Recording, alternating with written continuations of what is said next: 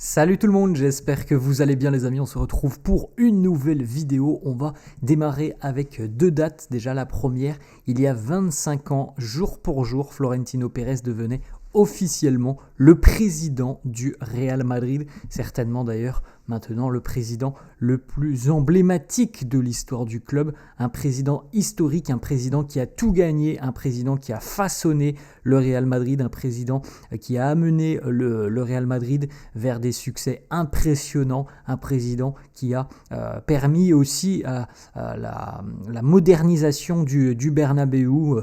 Voilà, c'est un homme légendaire dans l'histoire du Real Madrid, 25 ans à la tête des merengues. Autre date, les amis, alors celle-là concerne plutôt le volet sportif, c'était il y a 11 ans, jour pour jour, Toni Kroos était présenté officiellement en tant que nouveau joueur du Real Madrid. La suite de l'histoire appartient justement à l'histoire. Toni a écrit l'une des plus belles pages de l'histoire du Real Madrid. On peut jeter un petit coup d'œil, les amis, les unes des quotidiens madrilènes, le quotidien Marca, qui consacre sa une à Luis Figo, mi fichaje está en la historia, sa signature du côté du Real Madrid. On a deux petites informations sur le Real d'aujourd'hui, on va dire ça comme ça. Lucas Vázquez, on en parle dans quelques instants, et Jude Bellingham. On poursuit la une de A, c'est justement, ça concerne Bellingham, aprender a vivir. Sin Bellingham, il faut apprendre à vivre sans Jude Bellingham.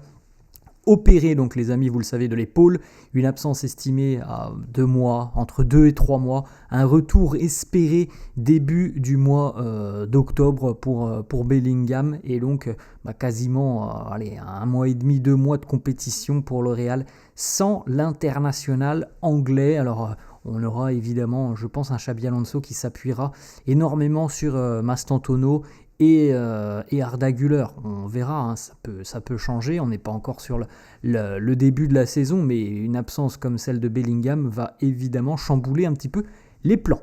Ensuite, on poursuit les amis avec l'officialisation. Lucas Vázquez quitte le Real Madrid après 17 ans passés au club. Évidemment, là aussi, un joueur légendaire, un pur merengue, pur madrilène, Lucas Vázquez. On peut le remercier pour son immense carrière du côté du Real Madrid. Un joueur qui a tout connu, un joueur qui a connu bien différents rôles aussi sur le terrain. Il est passé de l'attaque à la défense, un élément qui ne pose aucun problème. Vraiment quelqu'un de très, très sérieux, très impliqué, Lucas Vázquez. 402 matchs sous les couleurs du Real Madrid. Alors il en a joué énormément en tant que sub, remplaçant, mais bon, il y en a évidemment aussi en tant que titulaire. 402 matchs, 38 buts, 61 passes décisives, 5 titres de champion d'Europe, 3 mondiales des clubs, 3 super coupes d'Europe, 4 titres de champion d'Espagne, 2 super coupes d'Espagne, 1 coupe du roi et 1 coupe intercontinentale. Bravo à Lucas Vázquez pour son immense carrière du côté du Real Madrid. Et on a la petite annonce aujourd'hui, 13h, cérémonie d'adieu de Lucas Vázquez. On suivra tout ça, on en parlera demain. On enchaîne les amis avec 2-3 petites informations qui concernent Rodrigo. Le point sur la situation de Fabrizio Romano qui nous dit: Rodrigo qui quitte le Real Madrid, ça ne sera pas simple. Il adore le Real, il adore le club. C'est très difficile pour lui d'imaginer de devoir dire au revoir au Real Madrid. Il y aura beaucoup plus qu'une conversation entre le club et lui pour tout simplement décider de son avenir. Le Real, d'ailleurs, donne la possibilité à Rodrigo de choisir. S'il veut continuer, il continuera, il est sous contrat. Après, peut-être qu'il s'expose à un temps de jeu faible cette saison, on l'a bien compris. S'il veut partir, le Real facilitera son départ. Mais la décision finale, elle appartient à Rodrigo. Le Real ne met pas la pression sur Rodrigo. Voilà, c'est ce qui est évoqué déjà depuis une quinzaine de jours. Maintenant, c'est à lui de trancher. Peut-être qu'il a compris qu'après cet épisode de la Coupe du Monde des clubs, il aura certainement moins de temps de jeu cette saison. Affaire à suivre. On sait de ESPN Brésil que Liverpool est désormais complètement dans la course qui mène à Rodrigo. Les Reds veulent recruter l'ailier brésilien. Liverpool a même ouvert les discussions avec le Real Madrid et avec l'entourage du joueur. Donc on est sur quelque chose de concret. Il semblerait en plus de ça que Liverpool s'est vu refuser par Newcastle l'opportunité de recruter Alexander Isak. Alors, c'est pas le même profil que Rodrigo, mais ça veut dire que Liverpool va se jeter sur un autre dossier et ça sera certainement celui de Rodrigo. Ensuite, autre information du quotidien AS qui annonce que le Real est en train de peser le pour et le contre d'un éventuel départ de David Alaba, mais la problématique c'est que le joueur lui n'envisage absolument pas de quitter le Real. C'est un gros salaire David Alaba pour un temps de jeu très faible la saison dernière, pour un joueur qui est régulièrement blessé, pour quelqu'un qui est plutôt sur la fin de sa carrière, et pour un pari, parce que franchement là, on ne sait pas de quoi sera fait la saison qui arrive pour David Alaba. Sur le plan physique, ce qu'il a traversé là depuis plus d'un an maintenant, ça peut laisser quand même de gros points d'interrogation. On ne sait pas dans quel état il va revenir David Alaba pour la saison à venir. Petite déclat de Luka Modric qui lui s'est engagé du côté de l'AC Milan. Luka qui nous dit pourquoi Milan ? Eh bien parce que je voulais rester en Europe, continuer à jouer un football compétitif. J'ai eu d'autres offres, mais Milan s'est montré et ça a été tout de suite très clair pour moi depuis le premier moment où ils ont interagi. J'ai été impressionné par la manière dont ils m'ont présenté le projet. Ils sont venus en Croatie me présenter tout ça. Ça a été un moment très important pour moi. Milan est l'un des plus grands clubs en Europe. On a une petite information aussi. Alors le Real Madrid à l'heure actuelle n'envisagerait pas de recrue tant qu'il n'y aura pas de départ. Pour le moment, ce serait ce qui est acté. On va devoir vendre pour la balance financière, vendre pour pouvoir peut-être recruter à nouveau.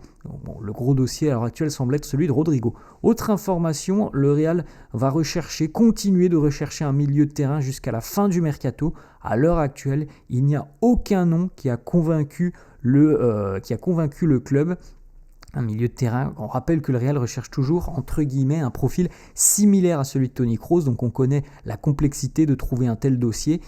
Voilà, il y a encore 1 mois et demi de mercato. Et autre information, alors celle-là qui est quand même un peu plus surprenante, le Real et notamment le département scouting du Real est très intéressé à l'idée de trouver un ailier pour l'équipe. Ils veulent un ailier classique, donc qui dévore la ligne de touche. Bon, j'espère que ce n'est pas un ailier gauche qu'on recherche parce que je pense qu'on est déjà assez fourni là-dessus et véritablement, ça ne peut être qu'un ailier droit.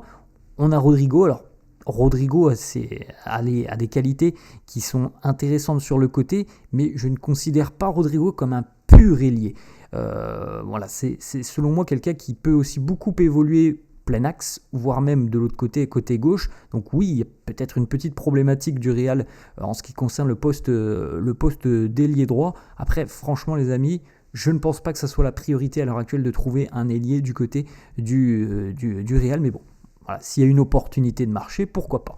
Autre information, comme on l'a dit tout à l'heure, le communiqué officiel du Real, Jude Bellingham a été opéré avec succès de l'épaule, donc absence estimée entre 2 et 3 mois pour l'international anglais. Le petit point aussi sur l'arrivée d'Alvaro Carreras. Selon le quotidien AS, Carreras sera un titulaire du côté du Real. Bon, je pense que tout le monde l'a compris. Xabi Alonso a coché le nom de Carreras depuis son arrivée. S'il voulait Carreras, c'est qu'il a identifié les qualités du joueur, les besoins de son équipe, ce que pouvait justement apporter Alvaro Carreras. Donc, il n'a pas été recruté 50 millions pour être sur le banc de touche. Ça, les amis, c'est difficilement concevable à l'heure actuelle. Donc, Carreras titulaire, ça fait, les amis, que Ferland Mendy ou Fran Garcia, l'un des deux va devoir quitter le club. Bon, c'est annoncé, on en a parlé les amis sur la chaîne, c'est juste du bon sens, ça fait 3 semaines moi que je vous dis, il y en aura forcément un qui va être poussé vers la sortie. On peut pas avoir dans l'effectif 3 joueurs qui vont jouer latéraux gauche, qu'il y en a 2 qui sont sur le banc, c'est très difficilement concevable. Donc première information, ni Fran ni Ferland n'envisageraient de quitter le club selon le quotidien AS. Les 2 joueurs sont sous contrat jusqu'en 2027. Mais le quotidien AS poursuit en disant que, à l'heure actuelle, si une option est plus sérieuse que l'autre, c'est l'option d'un départ de Ferland Mendy. Bon, ça suit à peu près la logique des choses depuis quelques semaines, voire même depuis la Coupe du Monde des clubs et depuis quelques mois. Ça suit la logique des choses aussi sur l'aspect physique. Ferland, c'est pas une surprise, mais il est quand même plus fragile que Fran Garcia. Après, oui, en termes d'expérience, là, c'est pas comparable entre Fran et Ferland Mendy, mais la logique veut que ça soit respecté si c'est véritablement Ferland Mendy qui est poussé vers la sortie. Petite information sur le volet des départs. Le jeune Marocain Youssi va donc quitte le Real Madrid. Il s'engage du côté du Deportivo Alavés jusqu'en 2029. On suivra évidemment son développement du côté du Déport. Et puis deux petites photos pour terminer. Premièrement, les vacances se poursuivent pour Vinicius en mode quad sur la plage avec le maillot de Ronaldinho. Et puis on termine avec la jaquette de FIFA 26, donc IAFC 26, où on retrouvera Jude Bellingham accompagné de Jamal Musiala. Donc une belle petite jaquette pour le jeu qui sortira dans à peu près 1 mois et demi, 2 mois. Voilà les amis, la fin de cette vidéo, j'espère que ça vous a plu. N'hésitez pas comme d'hab à lâcher un petit pouce bleu, n'hésitez pas non plus à vous abonner à la chaîne. Je vous souhaite une très bonne journée et je vous dis à la prochaine. Ciao.